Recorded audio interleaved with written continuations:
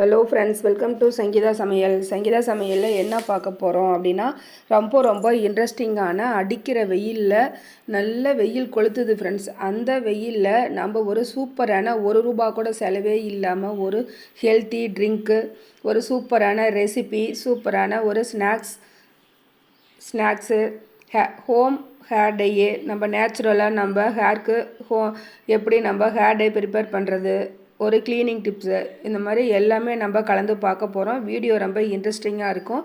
வீடியோவை ஸ்கிப் பண்ணாமல் முழுமையாக பாருங்கள். இப்போ தான் என்னோடய சேனலை ஃபஸ்ட் டைம் பார்க்குறீங்கன்னா சப்ஸ்கிரைப் பண்ணிக்கோங்க. பக்கத்தில் இருக்கிற பெல் ஐக்கானை கிளிக் பண்ணி வச்சுக்கோங்க.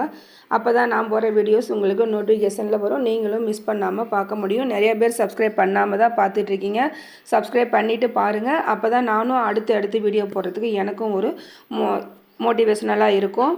இது வரைக்கும் என் சேனலுக்கு சப்போர்ட் பண்ணவங்களுக்கும் பண்ண போகிறவங்களுக்கும் ரொம்ப நன்றி ஃப்ரெண்ட்ஸ். இப்போ வாங்க வீடியோக்குள்ளே போகலாம். ஃபஸ்ட்டு டிப்பு என்னன்னு பார்த்தீங்கன்னா, நம்ம கடைகளெல்லாம் மாங்காய் வாங்கிட்டு வருவோம். இல்லை நம்ம தோட்டத்தில் இருக்கிற மாங்காவை பறித்து கூட நம்ம பழத்தில் ஒரு ட்ரிங்க்கு போடுவோம். நம்ம கடைகளெல்லாம் அந்த மாதிரி மேங்காய் ஜூஸ் வாங்கி குடித்தோம்னா ரொம்ப ரேட் அதிகமாக இருக்கும். அது இல்லாமல் அதில் கெமிக்கல்லாம் இருக்கும். அதெல்லாம் எதுவுமே இல்லாமல் நம்ம வீட்லேயே ₹1 கூட செலவே இல்லாமல் சூப்பராக ஒரு ஹெல்த்தி மேங்கோ ஜூஸ் தான் எப்படி போடுறதுன்னு பார்க்கலாம். இந்த மாதிரி பழுத்த மாம்பழம் ரெண்டு எடுத்துக்கோங்க. எடுத்துகிட்டு தோலெல்லாம் நீங்கள் ரிமூவ் பண்ணிடுங்க. ரிமூவ் பண்ணிவிட்டு உள் சதையை மட்டும் நம்ம எடுத்து கட் பண்ணி ஒரு மிக்ஸி ஜாரில் நம்ம போட்டுக்கலாம். நான் பாருங்கள் மிக்ஸி ஜாரில் கட் பண்ணி எடுத்து போட்டுக்கிட்டேன். இது கூட ஒரு ஐஸ் க்யூப் போட்டுக்கலாம். 4 முந்திரி பருப்பு போட்டுக்கோங்க. முந்திரி பருப்பு இல்லைனாலும் தப்பு இல்லை.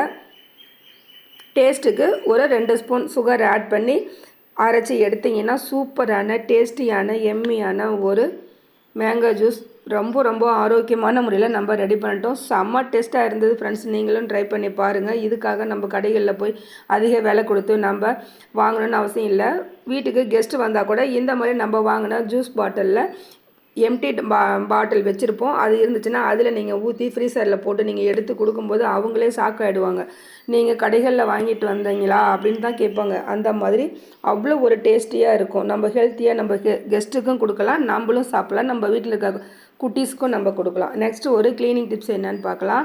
நான் குக்கரில் சாதம் வச்சுருந்தேன் ஃப்ரெண்ட்ஸ். அது கேஸ் கட்டில் வேஸ்ட்டாக தண்ணி ஒழுது இந்த மாதிரி அடி பிடிச்சி போச்சு. நல்லா ஃபுல்லாக அடி பிடிச்சி நல்லா தீஞ்சு போயிடுச்சு. அந்த மாதிரி கருகிய பாத்திரத்தை சூப்பராக க்ளீன் பண்ணுறதுக்கு நான் 2 ஸ்பூன் பேக்கிங் சோடா எடுத்துக்கிட்டேன்.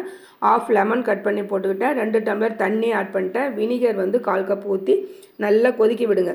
நல்லா கொதி வரும்போதே நல்லா சூப்பராக அந்த அடி பிடிச்ச அந்த கருப்பெல்லாம் எடுத்து வந்துடும். இப்போ சூடு ஆறுனதையும் எடுத்து பார்த்தீங்கன்னா இப்படி தான் இருக்கும். பாருங்கள், கையே வைக்காமல் நல்லா கெட்டியாக இருந்தது ஃப்ரெண்ட்ஸ். அடிப்பிடிச்சு சூப்பராக நல்லா ஒரு 90% க்ளீன் ஆகிடுச்சு. இப்போ ஒரே ஒரு ட்ராப் க்ளீனிங் லிக்விட் எது இருந்தாலும் நீங்கள் போட்டுக்கோங்க. அது கூட நம்ம வேக வச்ச அந்த லெமனே போட்டு சில்வர் ஸ்காட்ச் ப்ரஷ் இருந்ததுன்னா அதை போட்டு நீங்கள் க்ளீன் பண்ணி எடுத்திங்கன்னா சூப்பராக நிமிஷத்தில் நம்மளோட குக்கர் புது குக்கர் மாதிரி பளிச்சுன்னு ஆகிடும். திரும்பவும் கொஞ்சமாக அடிப்பிடிச்சது இருந்ததுன்னா அதை லைட்டாக மறுபடியும் ஒரு ட்ராப் விட்டு நீங்கள் க்ளீன் பண்ணிங்கன்னா சூப்பராக ஆகிடும். பின்பகுதியிலையும் இந்த மாதிரி தான் ரொம்ப பிளாக்கிஸாக இருந்தது. அதில் நான் 1 ஸ்பூன் அளவு பேக்கிங் சோடாவும் ஒரு ட்ராப் அளவு விம் லிக்விடும் விட்டு க்ளீன் பண்ணேன். ரொம்ப சூப்பராக வந்துடுச்சு. எவ்வளோ அடிபிடிச்ச பாத்திரமாக இருந்தாலும் நம்ம நொடியில் க்ளீன் பண்ணிடலாம் ஃப்ரெண்ட்ஸ். இதுக்காக அச்சோ குக்கர் வேஸ்ட்டாக போயிடுச்சு, இப்படி கருகரன்னு ஆகிடுச்சு, நம்ம எப்படி இதை க்ளீன் பண்ணுறது அப்படின்னு நோ டென்ஷன். நீங்கள் கவலையே பட வேண்டாம். நொடியில் நம்ம புதுசு போல் மாற்றிடலாம். பாருங்கள் எவ்வளோ அழகாக நான் க்ளீன் பண்ணி எடுத்துட்டேன். நீங்களும் இந்த டிப்பை யூஸ் பண்ணி உங்களுக்கு இந்த மாதிரி நடந்திருக்கா என்னன்னு சொல்லுங்கள். நடந்திருந்தால் நீங்கள் இந்த மெத்தடை யூஸ் பண்ணி நீங்கள் க்ளீன் பண்ணி பாருங்கள். ரொம்ப எஃபெக்டிவாக ரொம்ப யூஸ்ஃபுல்லாக இருக்கும் ஃப்ரெண்ட்ஸ். எனக்கே ரொம்ப கஷ்டமாக தான் இருந்துச்சு, எப்படிடா நம்ம இதை க்ளீன் பண்ணுறதுன்னு. ஆனால் இந்த மாதிரி நான் ட்ரை பண்ணி பார்த்தேன். ரொம்ப சூப்பராக க்ளீன் ஆகி வந்துடுச்சு. இந்த டிப் எல்லாருக்கும் யூஸ்ஃபுல்லாக இருக்கும்னு நினைக்கிறேன். யூஸ்ஃபுல்லாக இருக்குன்னு நினச்சிங்கன்னா இந்த டிப்புக்கு ஒரு லைக் பண்ணி ஷேர் பண்ணுங்கள். உங்கள் ஃப்ரெண்ட்ஸுக்கும் ஷேர் பண்ணி சப்போர்ட் பண்ணுங்கள். அப்படியே மறக்காமல் லைக் பண்ணிடுங்க ஃப்ரெண்ட்ஸ். பாருங்கள், குக்கர் பாருங்கள், ஃபஸ்ட்டு புது குக்கர் மாதிரியே ஜொலிக்குது பலன்னு. இப்போ வாங்க தேர்டு டிப்பு என்னன்னு பார்க்கலாம். இப்போ ஸ்கூல்லாம் குழந்தைங்களுக்கு லீவு விட்டுருப்பாங்க. இல்லை ஸ்கூல் போயிட்டு வர குழந்தைங்களுக்கு கூட இந்த மாதிரி நீங்கள் பக்கோடா செஞ்சு கொடுத்தீங்கன்னா அவங்க உங்களை கடைகளில் கூட்டிகிட்டு போய் ஸ்வீட் கடையில் எனக்கு பக்கோடா வாங்கி கொடுங்கன்னு கேட்கவே மாட்டாங்க. என்ன போட்டுக்கிட்டேன் அப்படின்னா, நான் கடலை மாவு 1 கப் ஆட் பண்ணிக்கிட்டேன். அரிசி மாவு 1 கப்புக்கு அரை கப்பு அரிசி மாவு, அது கூட டேஸ்ட்டுக்கு வேர்க்கடலை பொடி, வேர்க்கடலை வறுத்து அரைச்ச பொடி 1/4 கப்பு ஆட் பண்ணி, வெங்காயம், பச்சை மிளகாய், சோம்பு 1 ஸ்பூன், மல்லி இலை கொஞ்சம், கறிவேப்பிலை கொஞ்சம், வெங்காயம் தேவையான அதிகமாக ஒரு 1/4 கிலோ போட்டுக்கிட்டேன், பச்சை மிளகாய் அரைச்சி ஆட் பண்ணிக்கிட்டேன், இஞ்சி பூண்டு பேஸ்ட் அப்படி போட்டு பிசைஞ்சு போட்டு கொடுத்து பாருங்கள், செம்ம டேஸ்டியாக இருக்கும் ஃப்ரெண்ட்ஸ். நெக்ஸ்ட்டு வந்து நம்ம ஒரு புளிச்சக்கீரை ரெசிபி தான் நம்ம பார்க்க போகிறோம். இது எங்கள் தோட்டத்தில் மரவள்ளி தோட்டத்தில் இருந்தது. இது வந்து சாதாரண புளிச்சக்கீரையை விட இந்த மாதிரி ரெட் கலரில் தண்டு பகுதி இருக்குது பாருங்கள், காம்பு. இது வந்து இந்த கீரை அவ்வளோ ஒரு டேஸ்டியாக இருக்கும். அதை வந்து நான் பறித்து எடுத்துகிட்டு வரேன். இது வந்து மக்காசோளம், கார்ன்ஃப்ளவர்னு சொல்லுவோம் இல்லையா, அதுதான் சில பேர்த்துக்கு தெரியும், சிட்டியில் இருக்கிறவங்களுக்கெல்லாம் தெரியாதுல்ல. இப்படி தான் அதனோட கார்ன்ஃப்ளவர் தட்டு இப்படி தான் இருக்கும், இப்படி தான் அந்த சோளம் விளையும். இப்போ நம்ம கீரை பறித்து எடுத்துகிட்டு வந்துட்டோம். அதில் நமக்கு தேவைப்பட்ட பூச்சி இல்லாத கீரைகளை மட்டும் பறித்து நம்ம அலசி எடுத்துக்கலாம். நான் ஒரு 2-3 டைம் நல்லா வாஷ் பண்ணிட்டேன். ஏன்னா தோட்டத்தில் செடியில் இருந்ததுனால மழை பெஞ்சு மண் அடிச்சிருந்தது, அதனால் நான் ஒரு 5-6 டைம் அலசி எடுத்துக்கிட்டேன். இப்போ இதுக்கு வந்து 1 ஸ்பூன் அளவு 2 ஸ்பூன் அளவு மல்லி எடுத்துக்கோங்க, 1 ஸ்பூன் சீரகம், அரை ஸ்பூன் மிளகு, இதெல்லாம் வெந்தயம் 1 ஸ்பூன் எல்லாம் வறுத்து எடுத்துக்கோங்க. தக்காளி, பச்சை மிளகாய் இதெல்லாம் நம்ம எடுத்துக்கலாம். புளி தேவையான அளவு, காஞ்ச மிளகாய் உங்கள் காரத்துக்கு தகுந்த மாதிரி ஆட் பண்ணிக்கோங்க. எல்லாம் நம்ம ஃப்ரை பண்ணி எடுத்துக்கலாம். புளி வந்து சின்ன எலுமிச்சை சைஸ் அளவு நான் எடுத்துக்கிட்டேன். இப்போ எல்லாமே ரெடி பண்ணி வச்சுட்டோம். இப்போ வந்து குக்கரில் பறிச்ச கீரையை நம்ம அலசி க்ளீன் பண்ண கீரையை போட்டு 1/2 லிட்டர் அளவு நான் தண்ணி எடுத்துக்கிட்டேன். ஏன்னா கீரை கொஞ்சம் அதிகமாக இருந்தது, அதனால் 1/2 லிட்டர் எடுத்துக்கிட்டேன். அதை வந்து நம்ம குக்கரில் போட்டு ஒரு 3 விசில் வச்சு விட்டுடலாம். அதுக்கு இடையில் நம்ம வறுத்து வச்சுருந்த புளி, மிளகாய், மல்லி, சீரகம் இதெல்லாம் வெந்தயம் இதெல்லாம் பொடி பண்ணி எடுத்துகிட்டு வந்துடலாம். பாருங்கள், பொடி பண்ணிட்டேன். ரொம்ப பவுடராக பொடி பண்ணணும்னு அவசியம் இல்லை. இந்த மாதிரி கொரகொரப்பாக பவுடர் பண்ணிங்கன்னா போதும். இப்படி தான் அரைக்கணும், அப்போ தான் வந்து கீரை ரொம்ப டேஸ்ட்டாக இருக்கும். இப்போ நம்ம எல்லாம் ரெடி பண்ணி வச்சுட்டோம். இப்போ வாங்க தாளித்து விட்டுடலாம். இப்போ நம்ம புளிச்சக்கீரை தாளிக்கும் போது எப்போவுமே மண் பாத்திரத்தில் கடைஞ்சி சாப்பிடும்போது அவ்வளோ ஒரு டேஸ்டியாக இருக்கும். ஏன்னா எங்கள் பாட்டிலாம் அப்படி தான் கொடுப்பாங்க, நாங்களும் அப்படி தான் கடையும் போது எங்கள் வீட்டில் எல்லாருமே அப்படி தான் நாங்கள் சமைப்போம். மண் பாத்திரத்தில் தான் சமைப்போம். அதனால் மண் பாத்திரம் ஒன்று எடுத்துக்கோங்க. ஸ்டவ் ஆன் பண்ணி மண் பாத்திரம் வச்சுட்டு இதில் நீங்கள் நல்லெண்ணெய், கடலெண்ணெய் எதுவாக இருந்தாலும் உங்கள் விருப்பம் போல் ஆட் பண்ணிக்கோங்க. இந்த கீரைக்கு எண்ணெய் கொஞ்சம் அதிகமாக தான் இருக்கணும், ஆயில். இப்போ கடுகு, கருவேப்பிலை பொரிஞ்சதும் நம்ம கட் பண்ணி வச்சுருக்க பூண்டு, வெங்காயம், பூண்டு வந்து ஒரு 10 பல் எடுத்துக்கோங்க. வெங்காயம் ஒரு கைப்பிடி அளவு எடுத்துக்கோங்க, 2 கைப்பிடி கூட போடலாம். வெங்காயம் எந்த அளவுக்கு போடுறோமோ அந்த அளவுக்கு டேஸ்ட்டாக இருக்கும். சின்ன வெங்காயம் தான் கண்டிப்பாக போடணும். இப்போது வெங்காயம், பூண்டு நல்லா ஆயிலே வெந்து வரட்டும். நல்லா ஒரு பாதி வேக்காடு நல்லா வெந்து வந்ததும் அது கூட நம்ம காரத்துக்கு பச்சை மிளகாய் கொஞ்சம் ஆட் பண்ணிக்கலாம். இதில் வந்து சில பேர் கத்திரிக்காயெலாம் ஆட் பண்ணுவாங்க. நான் இன்றைக்கி கத்திரிக்காய் போடலை. உங்களுக்கு விருப்பம் இருந்தால் நீங்கள் கத்திரிக்காய் போட்டுக்கலாம். இப்போது பச்சை மிளகாய் போட்டு கொஞ்சம் நேரம் ஒரு 5 மினிட்ஸ் வந்து நல்லா கிளறி கொடுத்துட்டு, தக்காளி பழம் வந்து ஒரு 2 பழம் எடுத்து நல்லா பழுத்த பழமாக எடுத்து அதையும் அதுலேயே ஆயிலில் போட்டு நல்லா கலந்து கொடுங்க. நல்லா தக்காளி, பச்சை மிளகாய் எல்லாம் வெங்காயம் எல்லாம் ஒன்றா மிக்ஸ் ஆகி நல்லா வெந்து வர வரைக்கும் வெயிட் பண்ணுங்கள். நல்லா வெந்து வரும்போது அதில் கீரைக்கு தேவையான அளவு உப்பு ஆட் பண்ணிக்கோங்க. உப்பு ஆட் பண்ணி நல்லா கலந்து கொடுங்க. நல்லா தக்காளி, வெங்காயம், மிளகாயெல்லாம் நல்லா வெந்து வரும் இல்லையா, நல்லா ஒரு 50% 60% நல்லா வெந்து வந்ததும் இது கூட நம்ம வறுத்து அரைச்சி வச்சுருக்க பொடி, எல்லா பொடியும் நம்ம போட்டு நல்லா கலந்து கொடுக்கலாம். ஏற்கனவே நம்ம வறுத்து தான் அரைச்சிருக்கோம், அதனால் ரொம்ப நேரம் இந்த பொடி வேகணும்னு அவசியம் இல்லை. இப்போ இது கூடவே நம்ம குக்கரில் வேக வச்ச கீரை அதையும் ஆட் பண்ணி நல்லா கலந்து கொடுங்க.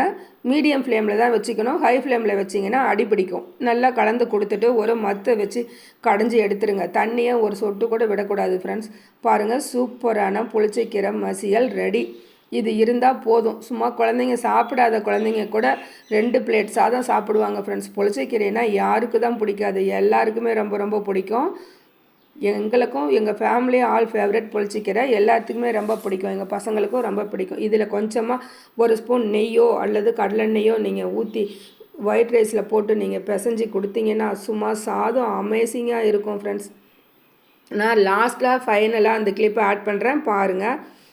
இப்போ வந்து நெக்ஸ்ட்டு ஒரு ஹேர் டே வீடியோ தான் நம்ம பார்க்க போகிறோம். இது வந்து கற்பூரவள்ளி, இதுதான் ஃப்ரெண்ட்ஸ் ஒரிஜினல் கற்பூரவள்ளி. இதுதான் வாமவல்லின்னு சொல்லுவாங்க, சாரி இது வாமவல்லின்னு சொல்லுவாங்க. கற்பூரவள்ளி நான் ஃபஸ்ட்லேயே ஆட் பண்ணியிருந்தேன், அந்த கிளிப் வந்து போயிடுச்சு. இப்போ வந்து இந்த வாமவல்லி இலையை நம்ம நம்ம ஹேருக்கு தகுந்த மாதிரி கட் பண்ணி எடுத்துக்கலாம்.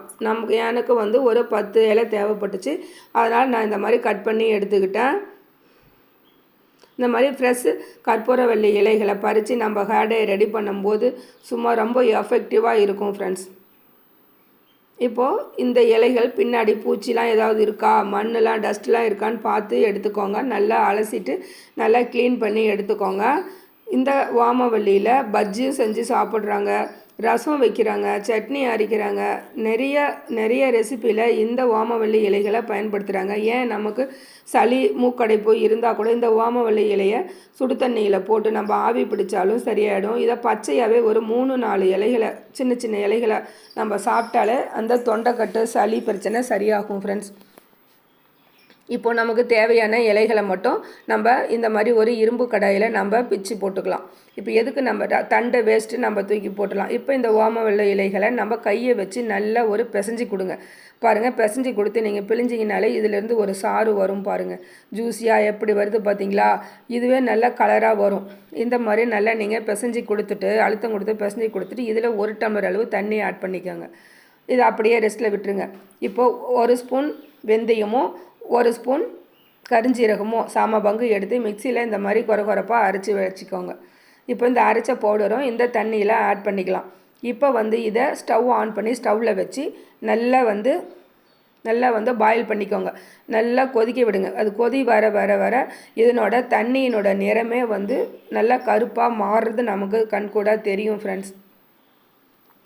இப்போது இந்த தண்ணியை வச்சு தான் நம்ம ஹேர் டை ப்ரிப்பேர் பண்ண போகிறோம்.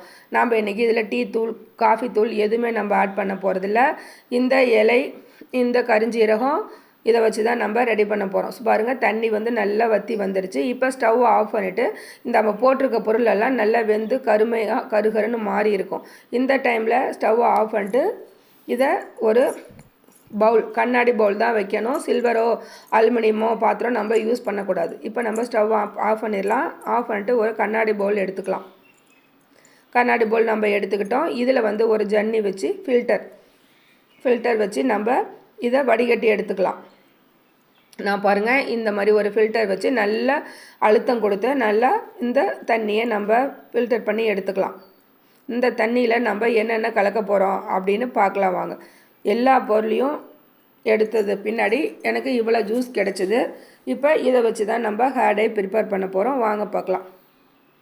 ஃபஸ்ட்டு வந்து மருதாணி பவுடர் நம்ம இந்த 2 ஸ்பூன் எடுத்துருக்கோம். இதுலேயே வந்து நம்ம இந்த தண்ணியை ஊற்றி நல்லா கலக்க போகிறோம். நல்லா கலந்துட்டு இது கூடயே 2 ஸ்பூன் நான் அவுரி பொடி ஆட் பண்ணியிருந்தேன். அந்த கிளிப்பு மிஸ் ஆகிடுச்சு. 2 ஸ்பூன் மருதாணி பவுடர், 2 ஸ்பூன் அவுரி பவுடர் ஆட் பண்ணிக்கோங்க. ஆட் பண்ணிவிட்டு இந்த தண்ணி ஊற்றியே நம்ம இந்த மாதிரி கலக்கி எடுத்துக்கலாம். அவ்வளோதான். இதில் நம்ம வேறு எதுவுமே நம்ம கலக்கலை ஃப்ரெண்ட்ஸ். இதை வந்து வேறு ஒரு பிளாஸ்டிக் டப்பாவுக்கு நம்ம மாற்றி எடுத்துக்கலாம். மாற்றி எடுத்துகிட்டு ஒரு 4 மணி நேரம் நீங்கள் அப்படியே ரெஸ்ட்டில் விட்டுருங்க. நீங்கள் வெளியில் வச்சாலும் சரி, ஃப்ரிட்ஜில் வச்சாலும் சரி, ஃப்ரீசரில் வைக்காதீங்க. 4 மணி நேரம் ரெஸ்ட்டில் விட்டுட்டு 4 மணி நேரம் கழித்து நீங்கள் எடுத்து பார்த்தீங்கன்னா சும்மா அப்படி ஒரு ரிசல்ட்டு கிடைக்கும் உங்களுக்கு. இதை எடுத்து நீங்கள் தலையை எப்போவுமே ஹேர் டை அப்ளை பண்ணும்போது தலைக்கு வந்து நல்லா அழுக்கு இல்லாமல் ஹேர் வாஷ் பண்ணிவிட்டு தான் அப்ளை பண்ணணும். இப்போ இந்த ஹேர் டையை உங்கள் ஹேரில் அப்ளை பண்ணி ஒரு 4 ஹவர்ஸ் அப்படியே விட்டுருங்க. மினிமம் ஒரு 2 ஹவர்ஸாவது இருக்கணும். ஏன்னா எந்த ஒரு கெமிக்கலும் இல்லை. நீங்கள் ஒரு 2 ஹவர்ஸ் 3 ஹவர்ஸ் விட்டுட்டு அதுக்கப்புறம் நார்மல் வாஷ் பண்ணிக்கோங்க. இதை தொடர்ச்சியாக நீங்கள் வாரம் 2 டைம் நீங்கள் அப்ளை பண்ணிட்டு வரும்போது நல்ல ஒரு ரிசல்ட்டை நீங்கள் பார்க்கலாம். எந்த ஒரு கெமிக்கலை தேடியும் நீங்கள் போக மாட்டீங்க. இதை மட்டும்தான் நீங்கள் கண்டிப்பாக யூஸ் பண்ணுவீங்க. உங்களுக்கு ரொம்ப ரொம்ப எஃபெக்டிவான ஒரு டிப்ஸ். எல்லோர் வீட்லேயும் கற்பூரவள்ளி, ஓமவல்லி எல்லா இலைகளும் இருக்கும். அதனால் நீங்களே ப்ரிப்பேர் பண்ணி உங்கள் ஹேருக்கு அப்ளை பண்ணி ஹெல்த்தியான ஒரு கூந்தலை நீங்கள் பெறுங்க. இளநரையாகட்டும், முதுநரையாகட்டும் எல்லாமே உங்களுக்கு ஒரு நல்ல ஒரு பலனை கொடுக்கும் ஃப்ரெண்ட்ஸ். இந்த டிப் உங்களுக்கு ரொம்ப யூஸ்ஃபுல்லாக இருக்கும்னு நினைக்கிறேன். யூஸ்ஃபுல்லாக இருக்கும்னு நினச்சிங்கன்னா கண்டிப்பாக இந்த டிப்ஸுக்கு ஒரு லைக் பண்ணிவிட்டு உங்கள் ஃப்ரெண்ட்ஸுக்கும் ஃபேமிலி மெம்பர்ஸ்க்கும் ஷேர் பண்ணி சப்போர்ட் பண்ணுங்கள். இது வரைக்கும் எனக்கு சப்போர்ட் பண்ணவங்களுக்கும் இனி சப்போர்ட் பண்ண போகிறவங்களுக்கும் ரொம்ப ரொம்ப நன்றி ஃப்ரெண்ட்ஸ். தொடர்ந்து உங்கள் ஆதரவு கொடுத்து வாங்க. நானும் நெக்ஸ்ட் ஒரு நல்ல வீடியோவில் சந்திக்கிறேன். பாய்.